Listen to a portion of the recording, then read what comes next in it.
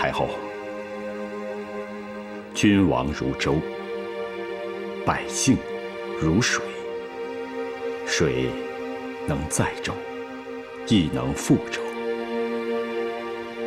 凡君王者，必顺应天道，也就是顺应百姓之道。任何一个君王，只要能顺应天道，必能成其王道。但若逆天道而行，必不长久。太后啊，事关天道，又岂是你我所能左右的呢？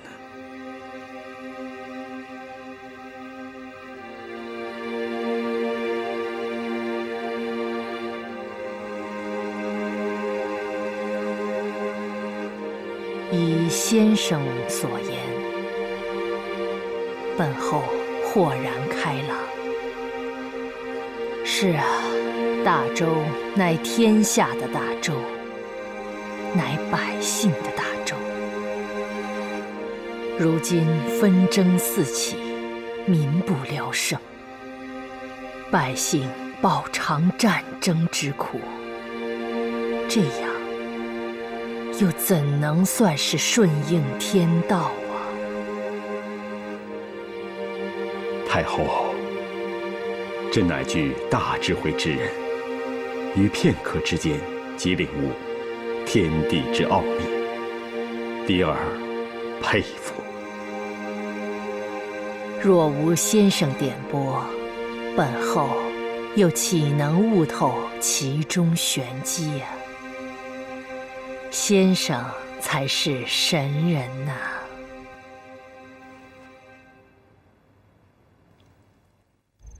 这个念周，是咱大周朝的周。哦，那这个呢？这个念天，是天地的天。天。那这个呢？这个，梧桐姑娘，你真的一个字都不认识吗？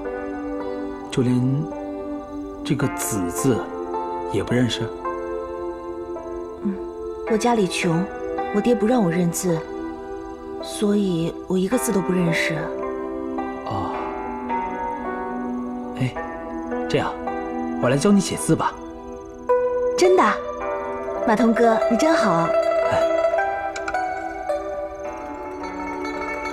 写吧，先写这个周字，来。哎，怎么了？我不会写。啊，来，我教你。啊，来，你看，这样，看这天字啊，这么写，一横，哎，下面，哎，对了，这样，这样。马童，这样，马童，啊，童心姐来了。你们俩这是干什么呢？好，我在教梧桐写字呢。童心姐，那你没有事，我先走了。不是，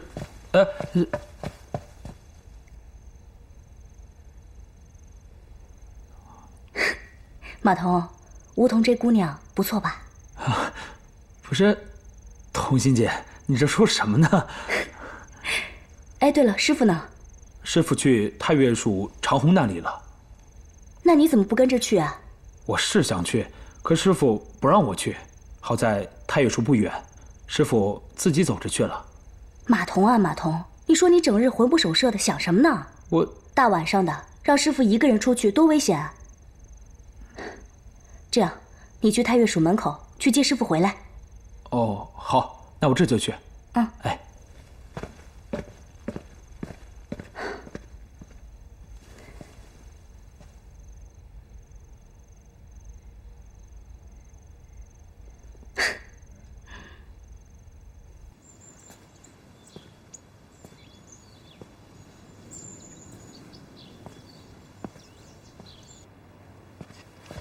常大夫，外面有人求见。什么人？此人是从楚国而来，叫崔渠。快，请他进来。诺。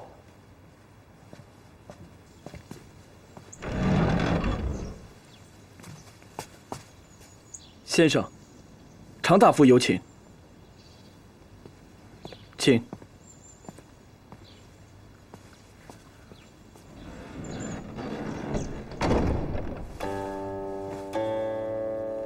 崔老弟，你这个楚国大才子，怎么有空到我府上来？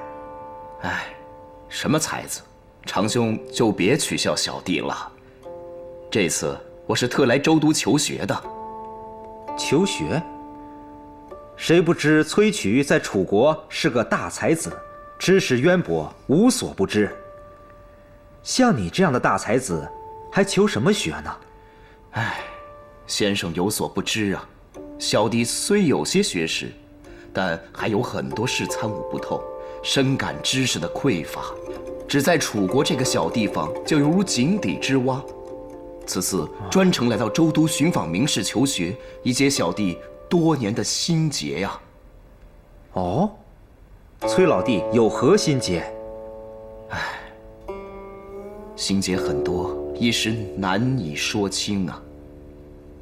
长兄可知道？这州都有何做学问的大家，引荐小弟，小弟当向其请教。你何不拜见老子？他一定能解你心结。老子？是不是那个在陈国传播大道学说的老子先生？嗯。老子先生现在州都？是的，老子先生现在州都任守藏室之使。长兄，快带我前去拜见老子先生。哈，好的。夫人神好静，而心扰之；人心好静，而欲牵制。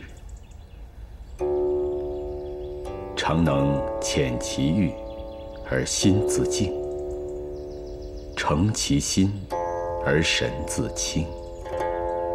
自然六欲不生，三毒消灭。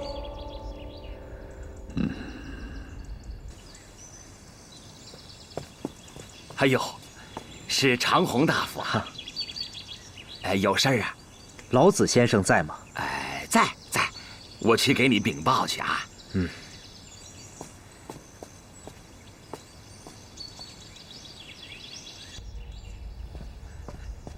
先生，长虹大夫求见。哦，快请。诺。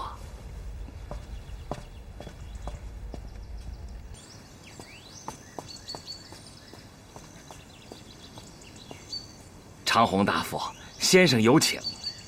好，请。请。啊，长虹大夫。老子先生，快请坐。这位是我的一位挚友，崔渠。见过先生。啊，请坐。请。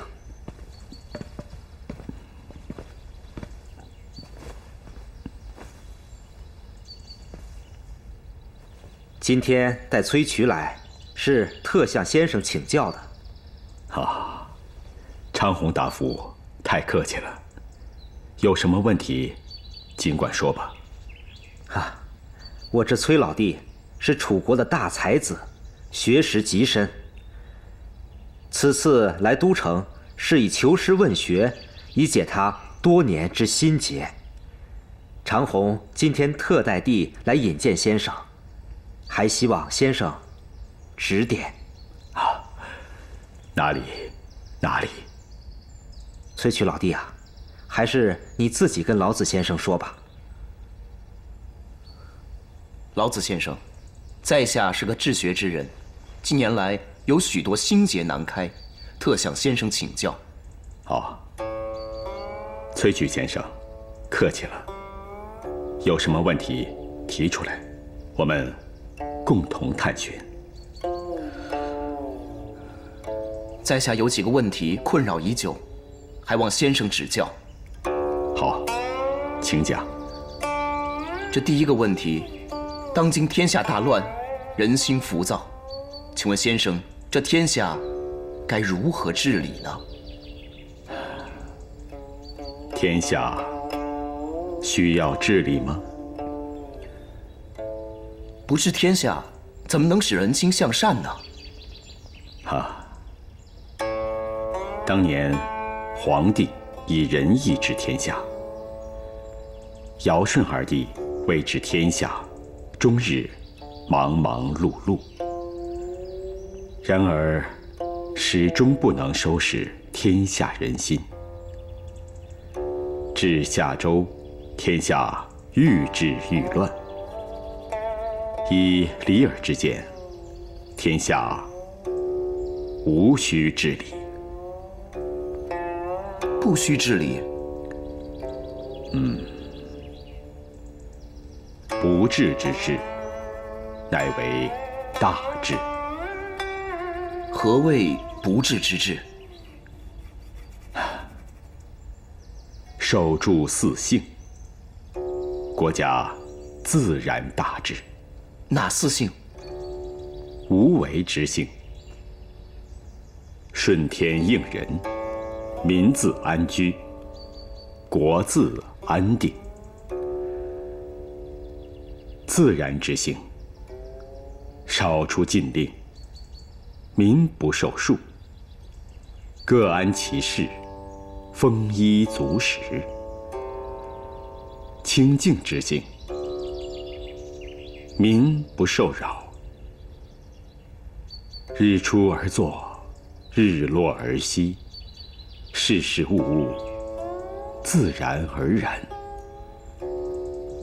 无欲之性，智者无欲，无巧无智，贪心不生，夜不闭户，路不拾遗，国泰民安。保此四性，天下何须在之？人心焉能不善？先生果然是大智之人，几句话便使崔局顿开茅塞。在下还有一个问题，请先生指教。请讲。比如有这样一个人，办事敏捷，刚强果断，观察问题透明彻底，又勤勉不倦地学习。像这样的人，可与贤明的君王相比吗？此等人与贤明的君王相比，只能算是有所专长、能者多劳的人而已。先生此话怎讲？虎豹正是因为其皮毛上的花纹，才招来人们的捕获。猿猴正是因为动作灵巧，才被人们拴住了脖子。如此心性的人，怎能与贤明的君王相提并论呢？那么请问先生，贤明的君王是怎样治理国家的？贤明的君王治理国家，功盖天下，却好像不是自己的功劳。万物从他那里获得施予，百姓却不会觉得有所依赖。即使国强民富，百姓安居乐业，却好像不知道有君王的存在，也就是太上不知有之。这样的君王，才是合天道而行，如此才能算是真正的明君呐。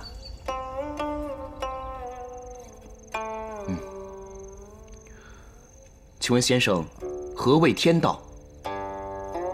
自然无为而自为，叫做天道；自然无言而自慧，叫做天德。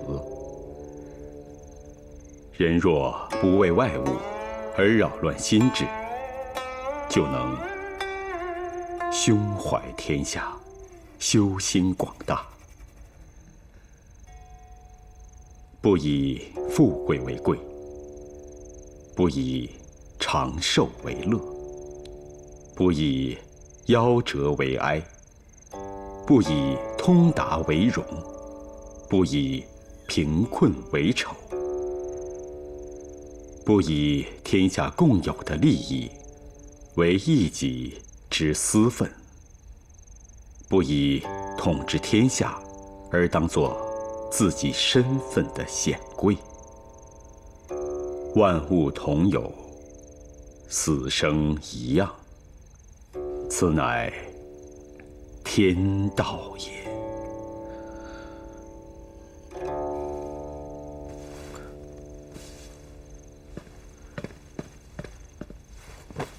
先生之言乃天道正理，崔局今能得到先生教诲，实乃荣幸至极。崔局愿拜先生为师。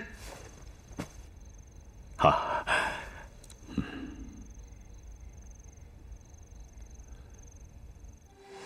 公元前529年，楚灵王亲率大军攻打蔡国，蔡国灭亡。楚灵王命其弟戚吉任蔡公。戚吉同父异母的哥哥公子比不满，杀死楚太子路，而后又杀死楚灵王，自立为楚王。公元前528年，公子戚吉以讨伐为名，占领楚王宫，杀死公子比，自立为楚国国君，史称楚平王。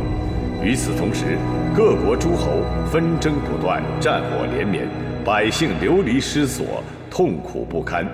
周王室的权威已荡然无存。然而，王室内争夺太子之位的残酷斗争仍在继续进行着。这个司寇与姬朝穿着一条裤子，不但把他们定成无罪，还说成是有功。陛下不仅放了甘友和志荒，而且还恢复了他们的官职。陛下为何不处置志乔呢？哼，这还不明白？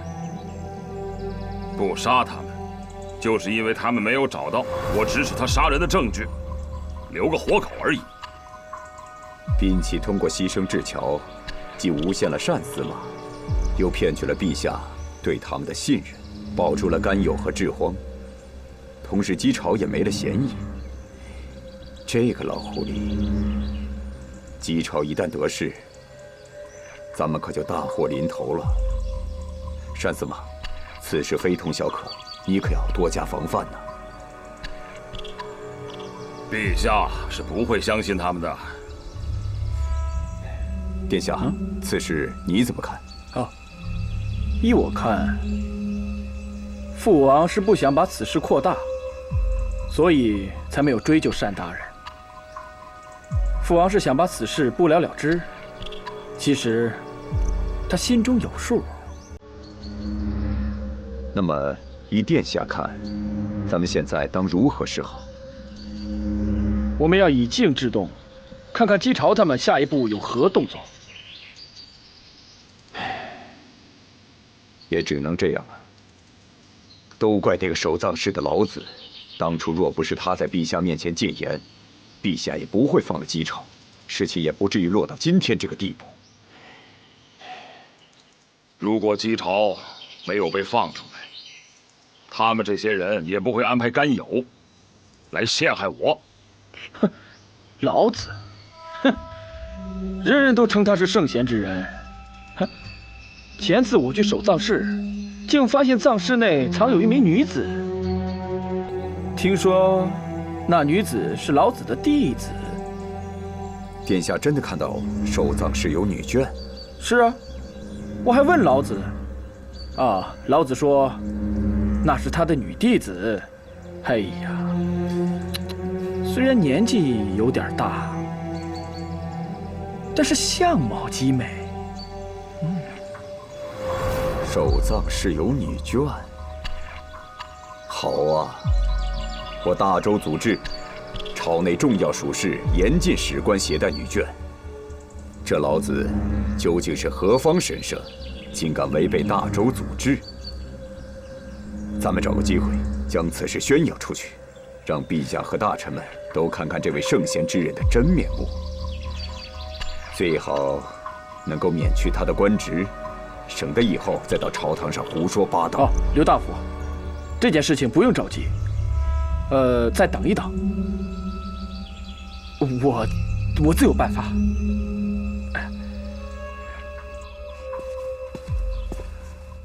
刘志大夫家人要见先生。哦，先生不在。老子先生去哪里了？他何时回来？先生去基盖王子府教书去了，可能要下午才能回来。我这里有一封请柬。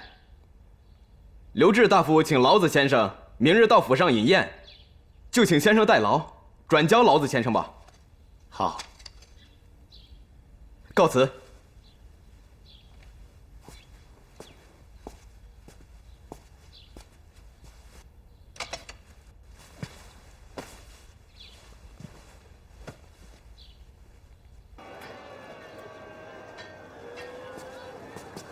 客官慢走。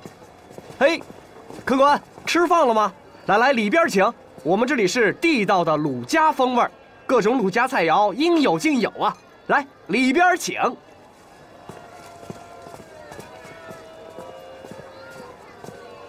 请。嘿嘿。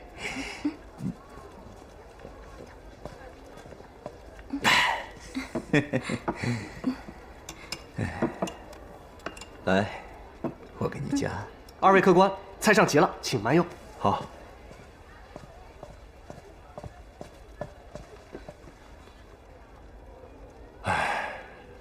我们可算到这洛邑城了，将这宝贝献给周天子，我们也就放心了。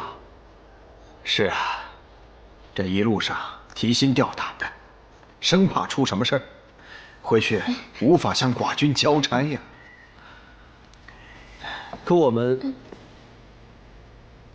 怎么才能见到周天子啊？你们是什么人？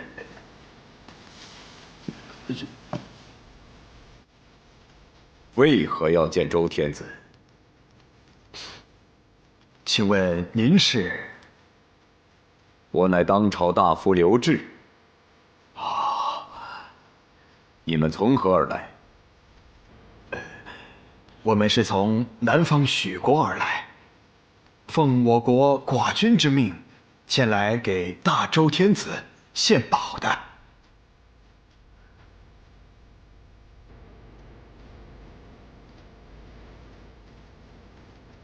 你们想见天子？哪儿那么容易呀？天子可不是你们想见就能见的。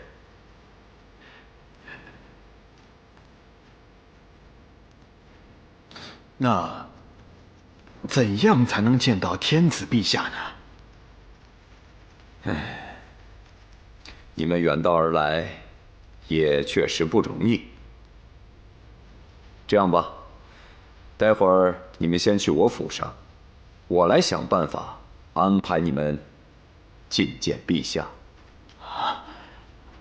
好，谢谢大夫。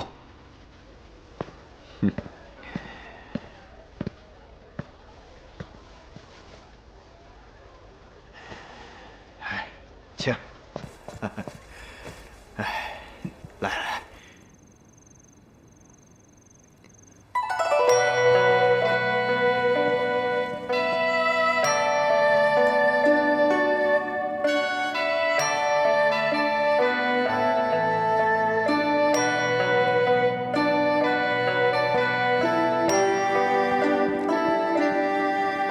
禀大人，太乐师长虹到了。好，请他进来。你再看看老子先生到了没有？诺。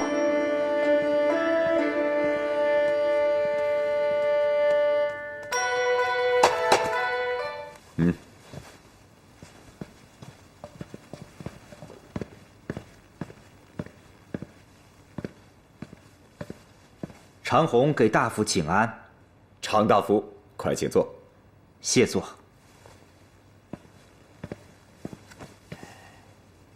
常大夫是我大周第一乐师。今天请常大夫来，是想让常大夫听一听我府上的这些乐师演奏的周乐如何。老子先生到，快请进来。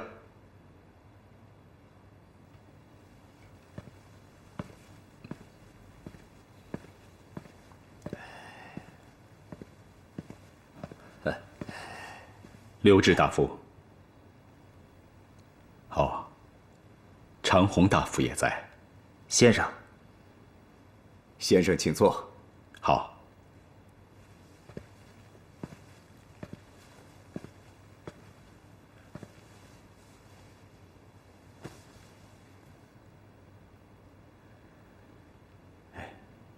献公，不知今日叫李耳前来，有何事啊？哦，没事，只是觉得先生整日为藏事之事操劳，甚是辛苦，特请先生过府听一听乐律，轻松轻松。啊，来，老子先生，常大夫，来，我先敬二位一尊。哈，谢大夫。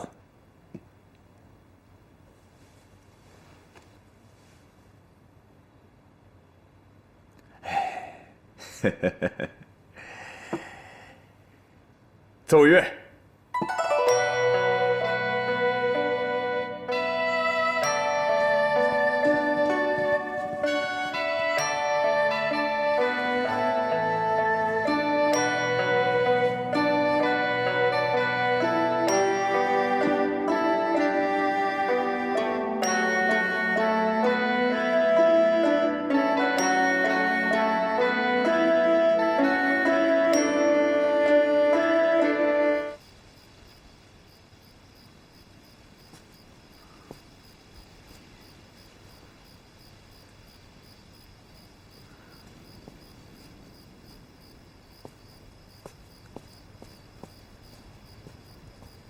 干嘛呢？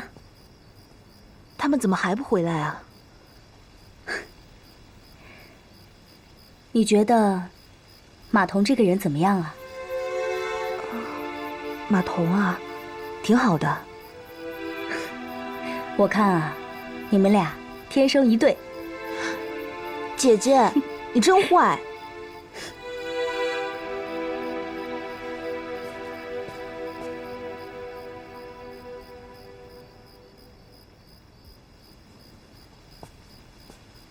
有人在吗？童心姑娘在吗？什么人找我？童心姑娘吗？哦，我是。哦，您就是童心姑娘。对，您是？我是刘知大夫府的人。什么事啊？老子先生就在我们府上，他让您过去一趟。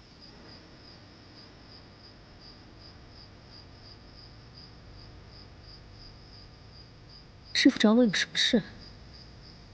老子先生还在府上等着呢，马车就在门外，咱们现在就走吧。那我过去看看。好，走吧。姑娘，请。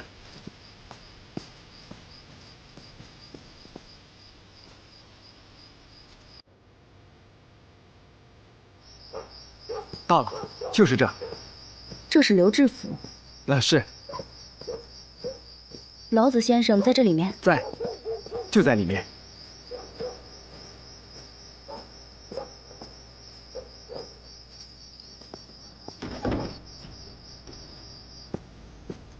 童心姑娘，请。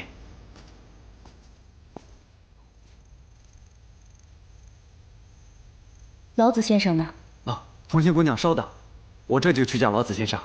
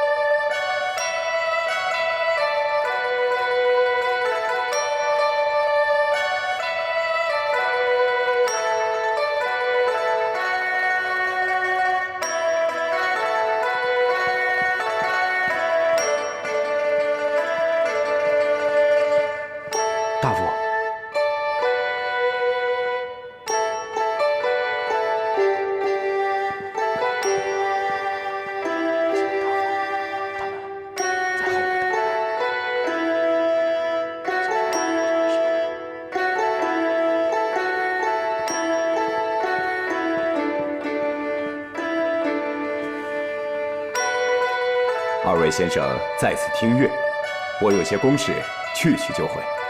啊，大夫请便。好。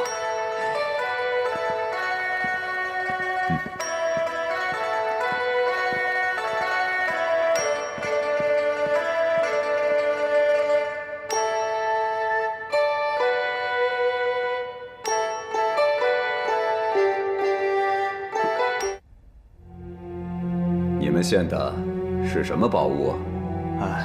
这可是件稀世之宝，是我寡君送给当今天子的。到底是何等稀世珍宝？在哪儿啊？在箱内。给我打开。不可不可，寡君吩咐，不见到天子是不能打开此箱的。你们还不知道吧？各国供奉之事，皆由本大夫掌管。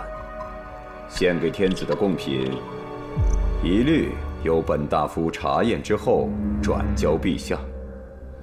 再说，你一个小小的使者，恐怕也难见到当今天子。可是，如果不亲手将此物交与陛下，我们回去也无法交差呀。大胆！竟敢不听本宫之言！我看你们献宝是假，伺机行刺天子是真。大夫息怒，小人将宝物交于你就是了。呈上来吧。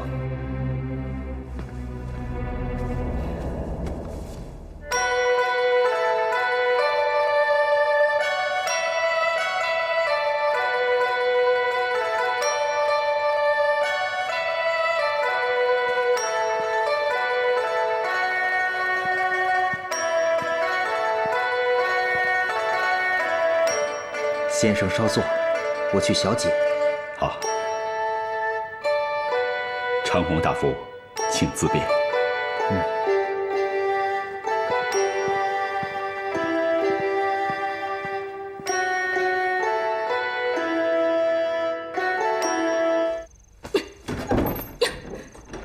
你们什么人？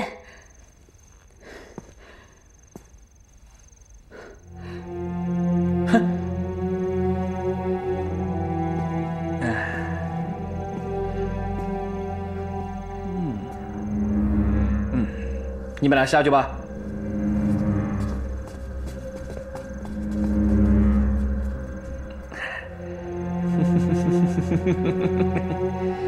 你是姬猛？怎么？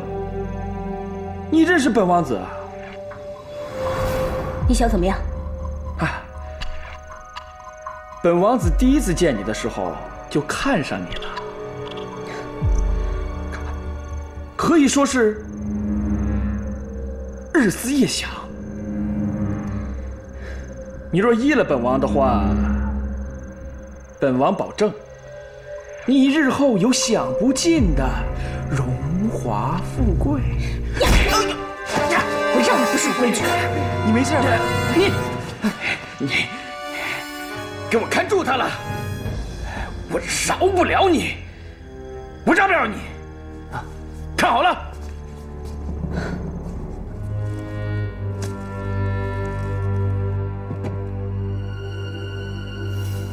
此宝为何物？此玉叫金玉河阳，是天下难得之宝，放在屋中，冬暖夏凉，可治百病。将此物拿出来，让本大夫看看。这……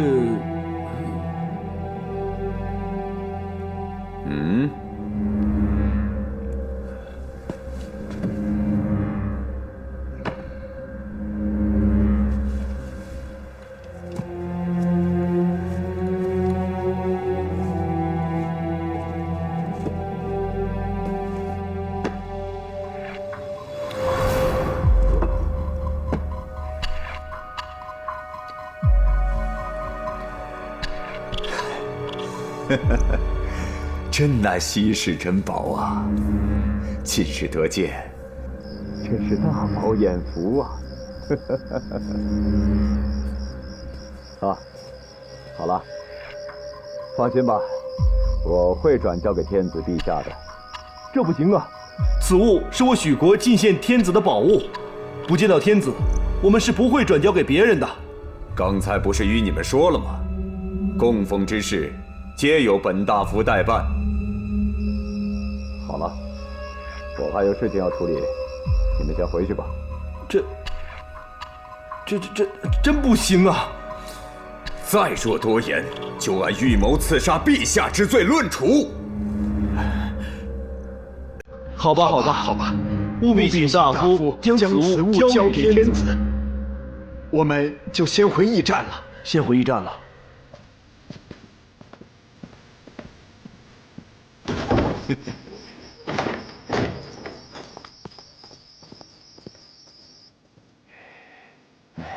今日何阳？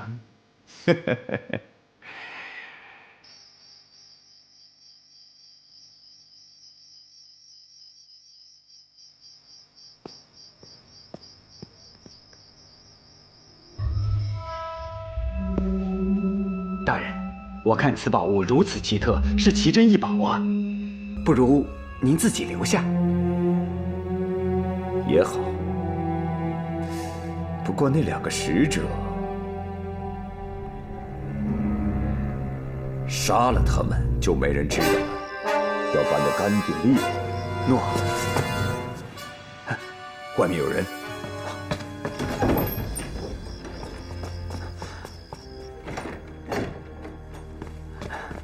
怎么样，禀大人？我看到一人影向莲花池方向走去，好像是长虹。坏了，此事长虹肯定知道了。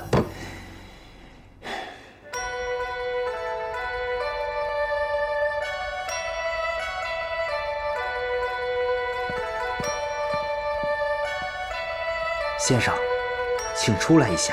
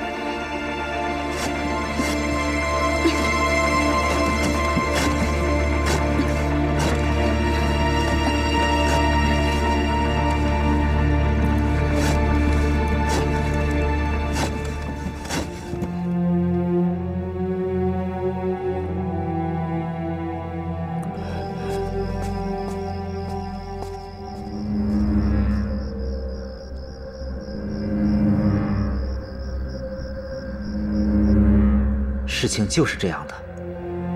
刘志乃当朝大夫，欺瞒陛下，罪不可赦。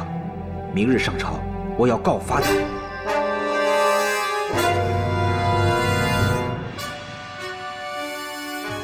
那我们还是先回去吧。请。好。